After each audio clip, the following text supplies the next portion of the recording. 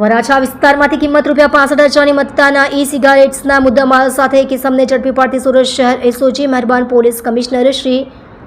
અનુપમસિંહ ગેહલોત નાઓ દ્વારા સુરત શહેરમાં નાર્કોટિક્સ ડ્રગ્સની બદીને નેસ્ત નાબૂદ કરવા માટે શહેર વિસ્તારમાં આવેલ પાનના ગલ્લા તથા ટોબેકો પ્રોડક્ટ્સના હોલસેલ વિક્રેતાઓ દ્વારા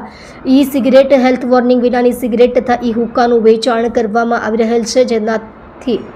આવા રિટેલર તથા હોલસેલ વેચાણ કરતા વિક્રેતા દુકાનદારોને શોધી તેમની વિરુદ્ધ કડકમાં કડક કાર્યવાહી કરવા સૂચના આપેલ. તે અનુસાર નાયબ પોલીસ કમિશનર શ્રી રાજદીપસિંહ નકુમ એસઓજીના માર્ગદર્શન મુજબ તથા SOG police inspector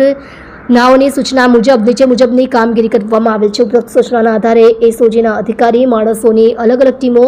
health warning વિનાની સિગારેટ, સિગારેટ તથા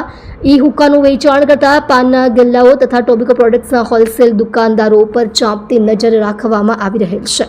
આપ જોઈ રહ્યા છો ગુજરાતની સૌથી પહેલા ખબર આપતી Surat express news channel director Rajesh મંગલેની સાથે.